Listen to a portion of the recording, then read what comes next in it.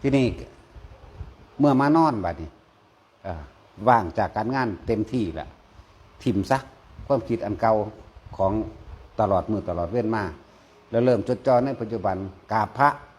อรหังสัมมาสัมพุทโธภะคะวะพุทธังภะคะวันตังกวาไปแล้วก็พุทธังธัมมังสังฆังสรณังคัจฉามิกวาไปแล้วก็สาธุนี่ข้าพเจ้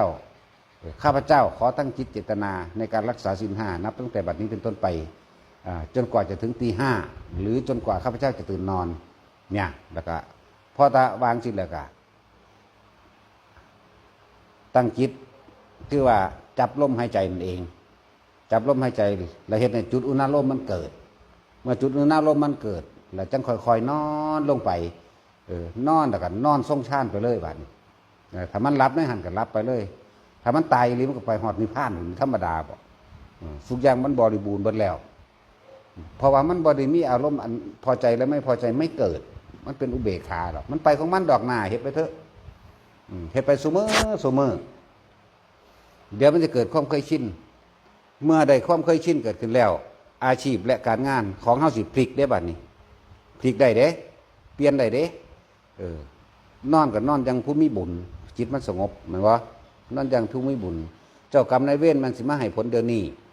มันก็บ่อาจสามารถเฮ็ดหยังได้เพราะว่าเฮาทรงฌานผลของการทรงฌานคือสมาบัตินั่นน่ะมันสิออกวงล้อมรักษาเฮาเองนั่นหนึ่งว่าของเจ้าของเองนั่นแหละเฮ็ดว่าเบิ่ง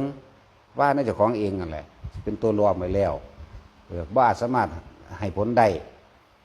คือเล็กๆน้อยๆจังสิเปรียบดูดังว่าเขามาท่วงคาหนี้เฮาแต่ว่าเฮามีเงินแล้วเฮาก็ใส่หนี้เข้าไปเห็นบ่ล่ะเป็นจังซั่น เจ้ากรรมนายเวรมาโอ้ได้บุญเว้ยไปเลยกูพ่อจังซี่นะคือหมามันสิแล่นมากัดเฮานี่แหละแต่ว่าเฮามีอาหารกองไว้ไล่ล้อมก่อนมันสิแล่นเข้าหาเฮามันต้องผ่านด่านอาหารมันก็กินอาหารอิ่มแล้วมันก็หนีดอกเข้าใจบ่ล่ะเปรียบเทียบได้อันนี้นั่นแหละจังว่านอนอย่างผู้ทรงศีลนอนอย่างผู้ทรงธรรมนอนอย่างผู้ทรงฌานเฮ็ดแบบนี้เฮ็ดไปตลอดอาชีพการงานเดี๋ยวพลิกเดี๋ยวเปลี่ยนเองเพราะว่าบุญเฮามันเกิดแล้วเจ้ากรรมนายเวรได้บุญแล้วเทวดาที่มีอยู่เรียกว่าพุ่มเทวดาหรือลูกขะเทวดาอยู่แถวนั้นก็อยากอยู่ไกลเฮาเด้เพราะว่าเฮามีความสงบเรียกว่าเฮามีบุญบุญคือความสงบเย็นเด้บ่ได้แปลว่ามีของหลายเลยไปถวายกฐินบางหันบางนี้เด้บ่ได้ท่านได้แปลว่าจังสั่นเด้นั่นแหละเฮ็ดไปจังซี่เฮ็ดไปซุมื้อสำหรับบุคคลที่มีอาชีพในทางที่กังวลในเรื่องของศีลเด้อมาฝึกหัดดัดเจ้าของเอาเองเริ่มฝืนตัวเองเฮ็ดซะกิเลสเนี่ยเฮาต้องฝืนมันเด้ยังไปตามใจมันเด้เฮาต้องฝืนมันแล้วก็ตัดความกังวลซะเพิ่นว่าให้วางทิฏฐิเด้ให้วางทิฏฐิเด้ทิฏฐิคือความคิดเห็นต่างๆนานาสารพัดนั่นแหละให้วางความเห็นแล้วมาอยู่ที่ลมหายใจมาอยู่ลมหายใจแล้วเรื่อนว่าวิตกหายใจเข้านี่กับหายใจออกนี่วิจารณ์ประคองเอาไว้นี่ปิติเกิดนั่นบริสุทธิ์แล้วเห็นบ่บริสุทธิ์ในขณะนั้นเด้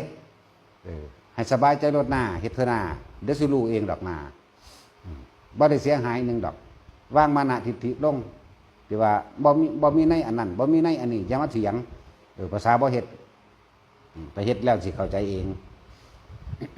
บ่จะเฮ็ดก็สร้างหรอกว่าบ่งึดดอก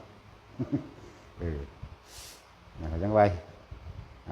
คนต้องว่างความคิดเห็นอันเป็นมานะทิฏฐิฝังจิตตอกใจเจ้าของไว้ต้องว่างมานะทิฏฐิตัวนี้อีดีเถอะจากการได้ยินได้ฟังว่างซะมันเป็นอดีตเบิดที่เอาอดีตจากการได้ยินได้ฟังมากขัดง้างเจ้าของเองเด่นบ่ได้ขัดง้างเพิ่นเด้เพิ่นบอกให้ซื่อๆได้เฮ็ดบ่ได้กระสร้างได้บ่ได้งึดเห็นบ่ล่ะจังซั่นล่ะเฮ็ดเบิ่งพิสูจน์ด้วยตัวเองบ่ต้องย่านเพิ่นได้ดีดอกเพิ่นบ่อยากได้ดีจักเม็ดบุญก็บ่อยากได้จักสิเอาไปหยังบ่ได้เอาไปเกิดเมืองอื่นเด้นายคักแล้วอยากว่าบุญก็บ่อยากได้หยังก็บ่อยากได้ซื่อๆอยู่ให้เฮ็ดเบิ่งบัดนี้